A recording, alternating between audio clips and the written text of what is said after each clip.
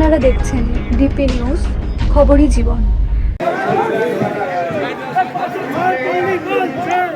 সবচেয়ে ধাপ্পাবাজির লোক হচ্ছে নরেন্দ্র মোদী। সবচেয়ে বড় অভিনেতা নরেন্দ্র মোদী দাবি করলেন শ্রীরামপুর তৃণমূল প্রার্থী কল্যাণ ব্যানার্জি। শনিবার সকালে শ্রীরামপুরের দলীয় প্রচারে বেরিয়ে তিনি বলেন, প্রধানমন্ত্রী সন্দেশখালি নিয়ে কথা বলেন, কিন্তু মণিপুর হাতরাস নিয়ে কথা বলে না। কাজে পুরো 2 নম্বর লোক প্রধানমন্ত্রী।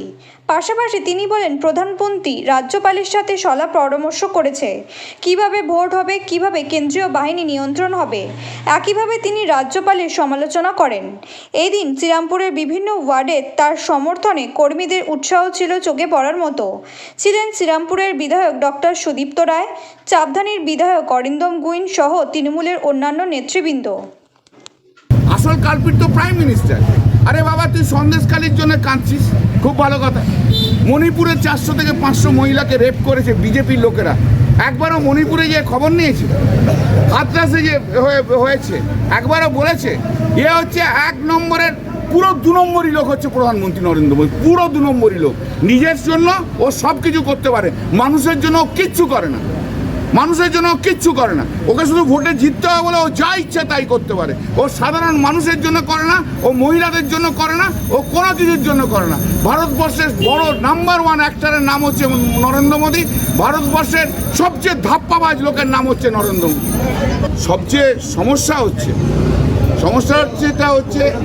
ভারতবর্ষের যারা সংবিধান প্রণয়ন করেছেন তারা কখনো ভাবেনি যে বিজেপির আমলে যে রাজ্যপালগুলো আসবে তাদের বিরুদ্ধে প্রসিকিউশন করা, তাদের বিরুদ্ধে কেস করার দরকার আছে। তারা যদি জানতেন যে এই ধরনের গভর্নর আসবে, তাহলে এই সংবিধানে ওই প্রোটেকশনটা রাখতো না। আজকে তা সত্ত্বেও সেরকম যদি কেস হয়, যদি সুপ্রিম কোর্টে যায়, সুপ্রিম কোর্টে তো আন্ডার আর্টিকেল 142 পাওয়ার অনেক ক্ষমতা আছে, দিচ্ছে। অন্যান্য জায়গায় তো আজকে সুপ্রিম কোর্ট রাজ্যপালদের বিরুদ্ধেও তো অর্ডার দিচ্ছে। অতএব সুপ্রিম কোর্টের অনেক ক্ষমতাও রয়েছে আন্ডার আর্টিকেল 42।